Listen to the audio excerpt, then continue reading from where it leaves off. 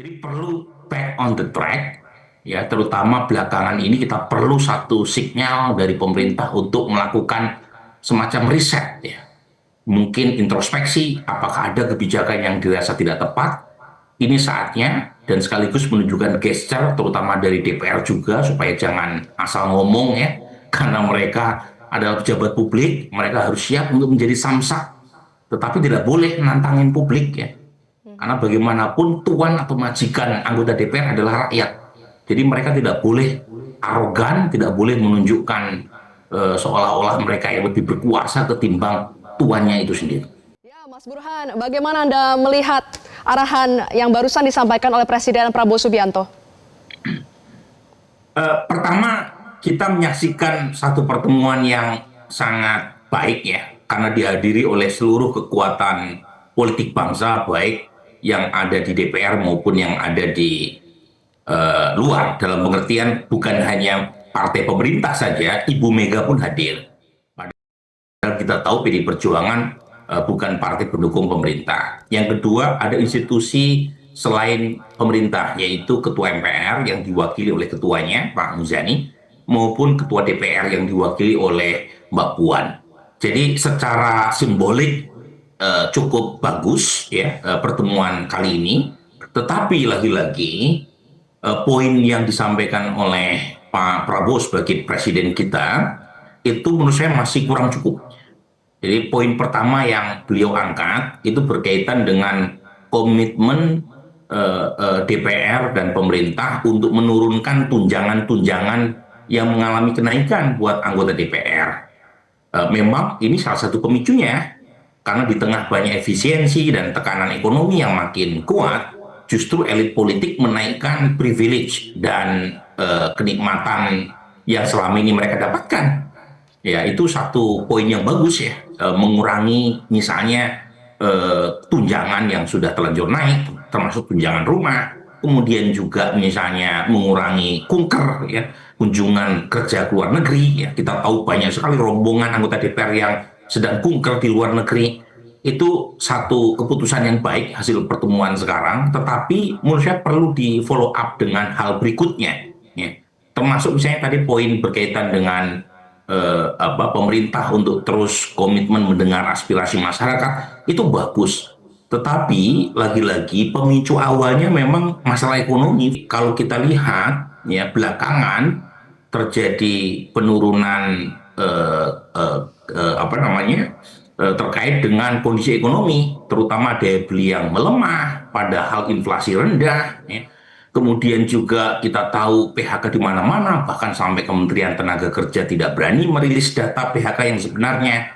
Terjadi penurunan sektor manufaktur, sehingga kita lihat belakangan terjadi semacam informalisasi sektor pekerjaan, ya.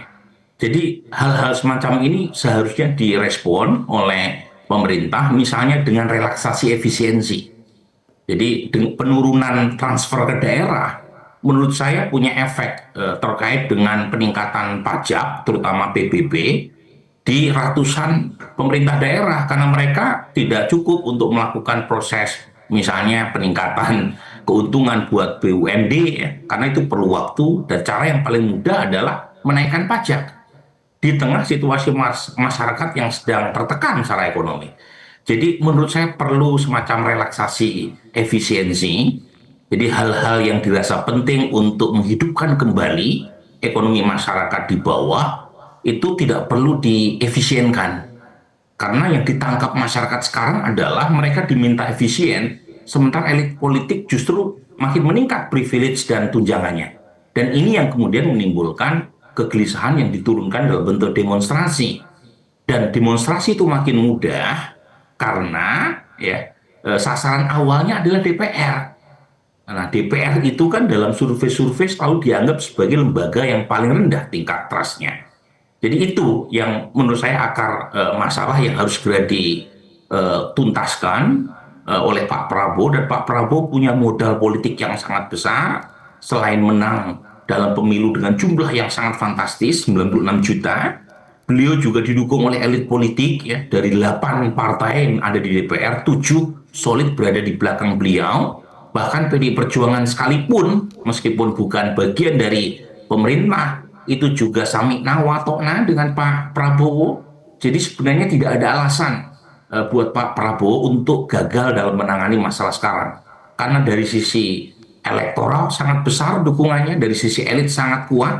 Jadi yang dibutuhkan adalah arah kebijakan fiskal yang benar sehingga bisa membawa Indonesia kembali ya, terutama setelah beberapa hari terakhir ya, ditekan dengan isu-isu demonstrasi yang tak berkesudahan.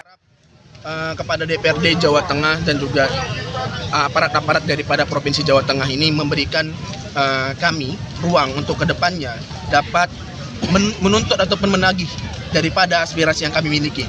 Dikarenakan ini merupakan bukan barang lama, ini bukan barang baru, tapi ini barang lama tentang RUU perampasan aset. Kemudian bagaimana demonstrasi di Indonesia sudah terbelenggu, dan juga bagaimana aparat-aparat pemerintahan, aparat penegak hukum itu yang saat ini ketika demonstrasi itu dilakukan, mereka melakukan resiprositas kepada teman-teman aksi, teman-teman daripada mahasiswa, teman-teman daripada masyarakat. Kami di sini mengawal secara khusus untuk kedepannya dan juga menuntut secara khusus kepada DPRD Jawa Tengah dan juga instansi di Jawa Tengah ini supaya dapat diselesaikan dengan secepat-cepatnya. Nah, terhadap tuntutan-tuntutan tadi sudah disampaikan juga oleh Pak Sarip, yang menjadi kewenangan pusat. Tentu kami secara resmi DPRD, karena hari ini Pak Ketua tidak hadir, maka besok kita akan rapat pimpinan bahwa dari 10 tuntutan ini nanti kita langsung supaya menjadi kewenangan pusat akan kita kirimkan surat kepada pusat. Yang terkait dengan evaluasi terhadap kami, tentu itu menjadi evaluasi kami dan tentu kami bersama fraksi nanti akan membicarakan ini. Yang terkait dengan Polda, nah tadi Pak Heri sudah sampaikan terkait dengan ada di mahasiswa ataupun masyarakat yang masih berada di Polda, kami akan silaturahmi bertemu dengan Kapolda untuk menyampaikan apa yang menjadi permintaan dari adik masyarakat. Harapan kami semoga segera bisa dikeluarkan karena orang tuanya juga mungkin berharap supaya anak-anaknya bisa. Hingga hari ini, 2 September 2025, demo di Jakarta dan beberapa daerah lainnya masih berlangsung. Namun, tidak semasif pekan lalu. Kerusakan akibat tindakan anarkis tidak terjadi lagi. Jeda ini antara lain disebabkan sikap partai yang menonaktifkan kadernya dari keanggotaan DPR yang dianggap memicu masalah. Di samping itu ada langkah Presiden Prabowo mengadakan pertemuan dengan beberapa ketum partai, ketua DPR, dan ketua MPR di Istana Merdeka, yang kemudian menghasilkan keputusan akan mengurangi tunjakan anggota DPR yang tidak penting, serta moratorium bepergian ke luar negeri. Ini sebuah kabar baik dan tindakan berani, namun publik masih menunggu tindakan nyata dari pernyataan tersebut. Pengkajian ulang ini diharapkan benar-benar dilakukan dan tidak hanya terbatas pada DPR saja, melainkan dilakukan juga kepada semua pejabat negara lainnya.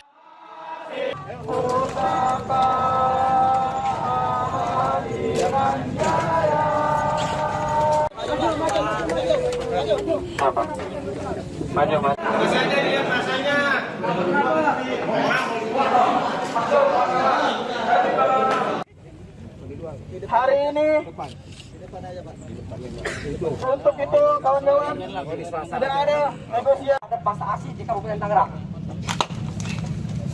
Terakhir mendesak DPRD untuk transparansi penuh terkait tunjangan.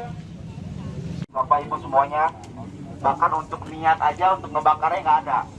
Tapi lagi-lagi di sini kita membuat argumentasi, kita sudah membuat sebuah kajian yang kita bawa hari ini untuk apa kawan-kawan? Untuk kita bisa berdialog di depan, betul kawan-kawan? Betul. Maka tuntutan daripada yang kita bawa hari ini harus segera diaminkan dan harus segera disetujui. Ribuan massa aksi mulai berangkat dari Museum Lampung pada Senin 1 September 2025 sekitar pukul 9 waktu Indonesia Barat. Start dimulai saat massa aksi dari kampus Universitas Lampung itu datang ke museum sekitar pukul 9 waktu Indonesia Barat.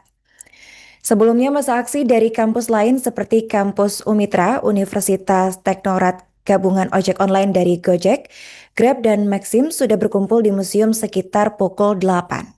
Ribuan masa aksi damai yang tergabung dalam aliansi mahasiswa universitas yang ada di Lampung mulai berangkat dari Museum Lampung pada Senin 1 September 2025 sekitar pukul 9 pagi. Saat masa aksi dari kampus Universitas Lampung datang ke Museum Lampung sekitar pukul 9 pagi. Sebelumnya masa aksi dari kampus lain seperti dari kampus Umitra, kampus Universitas Teknograt Indonesia, dan juga gabungan ojek online dari Gojek, Grab, dan Maxim sudah berkumpul di museum sekitar pukul 8 pagi. Lalu masa aksi dari kampus lain juga seperti dari kampus UBL juga bergabung saat di tengah-tengah perjalanan. Lalu juga ada dari kampus ITERA juga, mereka menunggu di Jalan Cut Mutia. Lalu salah satu perwakilan dari driver Gojek yang saat itu saya temui, bernama Suemi, mengatakan dirinya akan mengawal tuntutan hingga selesai begitu. Lalu senada dengan driver lainnya dari driver Maxim ya bernama Rizky, juga siap mengawal tuntutan hingga sampai selesai. Dan tempat saya saat ini berdiri di kantor DPRD Provinsi Lampung, masa aksi masih tampak terlihat walaupun mereka sudah selesai menggelar aksi damai, dan juga tadi Gubernur Lampung sudah menemui para pendemonstrasi. Lalu juga adapun 10 tuntutan dari mahasiswa, yakni 1 mengesahkan undang-undang perampasan aset, kedua potongan tunjangan dan gaji DPR, tingkatkan kualitas gaji guru dan dosen, memerintahkan Presiden Republik Indonesia Prabowo Subianto memecat menteri-menteri yang problematik, lalu meminta ketua partai dan kadernya yang berada di eksekutif dan legislatif untuk diberhentikan atau restrukturisasi, reformasi total Polri, dan adili pelaku pembunuhan Afan Kurniawan, driver ojek online yang sempat terlindas mobil kendaraan taktis Brimob, serta evaluasi kinerja Polda. Lalu tolak RKUHP, menolak efisiensi terhadap sektor pendidikan dan kesehatan, lalu memberhentikan penggunaan pajak rakyat untuk menindas rakyat. Yang terakhir, pembebasan lahan untuk petani anak tuha, reformasi agraria, pembebasan lahan di Lampung.